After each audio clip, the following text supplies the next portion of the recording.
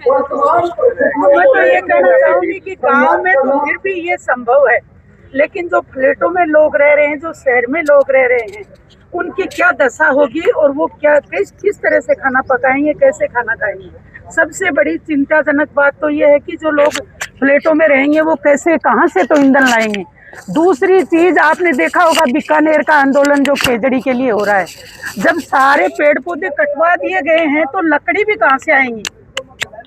तो सबसे बड़ी बात ये है, हम इस मोदी सरकार को ये संदेश देना चाहते हैं कि आप कम से कम, आपके घर में तो महिलाएं नहीं है, लेकिन जिन महिलाओं के लिए कांग्रेस सरकार ने इतनी अच्छी योजनाएं चालू की थी, इतने सस्ते सिलेंडर उपलब्ध करवाए थे, उस योजना को यथावत तो रहने देते। आपसे खुद से तो कुछ नहीं हुआ, लेकिन उसकी भी आप लोगों की भी देख लो, अब ये धुएं में क्या हालत हो रखी है। लेकिन मेरे को लगता है कि शहर में जो लोग बस रहे हैं, आप देखो दिल्ली, बम्बई, वहाँ एक एक कमरा जिन लोगों के पास है, जिन महिलाओं के पास है, उनके आज क्या दशा होगी, वो किस तरह से खाना बनाएंगे। जिनकी आमदनी जैसे 2-3 हजार रुपए है, तो वो लोग कहाँ से तो वो सिलेंडर लाएंगे। सिलेंडरों के आपने रेट देख ही ली कि एक एक दिन में ये 60-60 रुपए बढ़ा रहे हैं। ये तो हर तरह से गरीब लोगों को चाहते हैं कि गरीब लोग हमेशा गरीब रहें और पूंजीपति लोग हमेशा पनपते रहें। तो ये पूंजीपतियों की सरकार है, ये जनता को समझना पड़ेगा कि ये उद्योगपतियों को, उद्योग भी कहाँ लगाएंगे। उद्योग धंधे भी ऐसी जगह लगा रहे हैं जहाँ सारे पेड़ों की कटाई हो रही है, इतना पोल्यूशन हो रहा है, लेकिन इन लोगों को आज भी शर्म नहीं है कि ये महिलाओं की कमर तोड़ रहे हैं, महिलाओं की जेब खाली कर रहे हैं। इसी तरह से इन्होंने किसानों की कमर तोड़ दी है। जैसे आज अनाज है तब अब खाना बना रहे हैं, किसानों के साथ भी इन लोगों ने, आपको पता है अभी इन दिनों में क्या चल रहा है। इन दिनों में इन्होंने किसान बाहर से अनाज आयात करने के लिए और एग्रीमेंट साइन कर दिया है, और उसमें ये तय कर दिया अगर यहाँ अपने किसानों का गेहूं है वो 24 रुपए किलो बिक रहा है, अगर बाहर से गेहूं आ जाएगा भरमार तो 10 रुपए किलो गेहूं अगर चला तो 10 रुपए किलो गेहूं अगर मिलेगा तो किसान क्यों आम आदमी कौन खरीदेगा 24 रुपए किलो का गेहूं। तो लोगों की इस तरह से गरीब को गरीब बनाने में लगे हुए हैं। अंतिम पंक्ति में जो आदमी बैठा है उसका जीना दूभर हो गया है। महिलाओं की हालत दिनों दिन खराब होती जा रही है। मैं तो खासकर उन महिलाओं के बारे में विचार करती हूँ जब गांव में जाती हूँ कि वो बेचारी नरेगा में जाती थी, नरेगा से जो भी रुपए आता था अपनी जेब से रखती थी, अपनी महिलाओं का, अपने बच्चों का अच्छे से उनका पालन पोषण कर रही थी। आज जो आपको पता है नरेगा भी बंद कर दी गई है। अब नरेगा बंद कर दी तो उन महिलाओं को पहले तो नोटबंदी करके उनको गरीब बनाया, अब नरेगा बंद कर दी तो उनके जेब में एक पैसा नहीं बचेगा। उन महिलाओं, उन बच्चों को क्या हालत होगी जो महिलाएं अपनी नरेगा में जाके अपने परिवार को पालती थी, अपने बच्चों को, अपनी बच्चों को पढ़ाने में सक्षम थी, अपनी बहन बेटियों को अपनी मनमर्जी से अपने कपड़े पहनती थी, अपनी मनमर्जी से शॉपिंग करती थी। आज उनकी जेब खाली हो गई है। तो मैं तो सभी मीडिया बंधुओं को भी आभार व्यक्त करना चाहूंगी कि आप लोगों ने ही उस मोदी को चढ़ाया था और अभी आप ही उनको आईना दिखाओगे। ये सभी मीडिया बंधुओं से मैं तो आग्रह करना चाहूंगी। धन्यवाद। दो सिलेंडर रखे हुए हैं, क्या हालात हो रहे हैं। ये निकम्मा जो प्रधानमंत्री बना है नरेंद्र जी मोदी, जो क्या उन्होंने नारा दिया था 2014 में कि महंगाई हटाएंगे, भाजपा सरकार लाएंगे, आज महंगाई चरम पे है।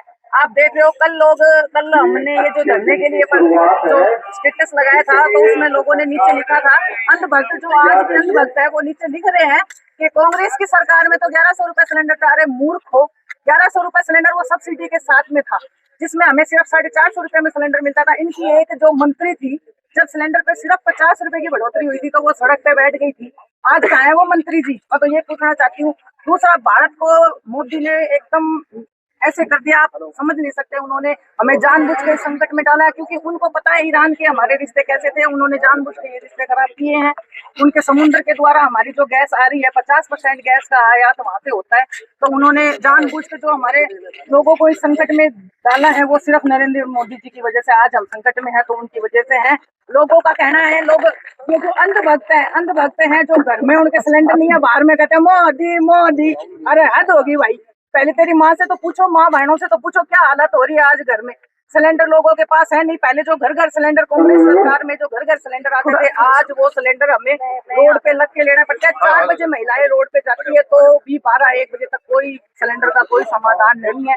कोई भी मोदी पता नहीं कूद रहे हुए हैं ट्रम्प से, मेरे को तो ये नहीं समझ में आने उनकी कौन सी साइड है कौन सी नहीं है, ये पता है। जब से मोदी सरकार में आए हैं, आज 12 साल हो गए हैं, उनसे पहले ऐसा कोई प्रधानमंत्री नहीं था। जो एक ऐसी प्रधानमंत्री थी जो अमेरिका की आंख में आंख डाल के और उनको जवाब देती थी, और एक अपने प्रधानमंत्री है जो आज हमारे देश के लोग अमेरिका से वापस आते हो तो हाथ में हथकड़ियां लगा के वापस आते हैं। ये हमारे भारत की हालत होती है। आपने देखा था किसान, जो हमारे किसान को इन्होंने दिल्ली में बैठाया था, मजबूर किया था दिल्ली में बैठाने के लिए, क्योंकि उनके पास में कुछ है ही नहीं किसानों के लिए। इन्होंने ये वादे किए थे कि जब हम सत्ता में आएंगे तो किसानों के लिए माफ करेंगे, कर्जे माफ करेंगे। किसानों का तो कुछ कर्जा माफ हुआ नहीं है। इन्होंने अपने अपने बड़े बड़े उद्योगपतियों का जो है वो कर्जा माफ किया है, उनको तो ये प्लेन में बिठा के भेजते हैं, और हमारा जो किसान है वो बेचारा भूखा मर रहा है। आज हमने दिल्ली में संघर्ष देखा था, 1 साल तक हमारे किसान दिल्ली में बैठे हुए, उनका कोई समाधान नहीं हुआ, कोई भी समाधान हमारा किसानों का नहीं हुआ। वैसे ये महिलाओं का भी कैसे, आप बताओ कैसे मोदी सरकार कैसे किसानों को और महिलाओं को राहत दे सकते हैं। वही महिलाएं आज जो अब सिलेंडर के लिए बैठे थे, वही मोदी ने ये हालात किए थे जब नोटबंदी के टाइम सभी महिलाएं रोड पे लग गई थी बेचारी। महिलाओं के लिए तो ये सरकार एकदम निकम्मी है। पर जो मंत्री खुद, जो मुख्य इनका जो सीएम है, जो पीएम है, वो खुद ही उनके तो रंडुआ है, वो तो उसके तो लुगाई है ना, और दूसरा की मट्टी सेकता वो है। माने रोड पर बैठा रखे ना होगा टाबर, जब वो के समझे वो कोई का टाबर हथकड़ी पहन का आवे तो ना होगा लुगाई है, वो क्या समझेंगे वो।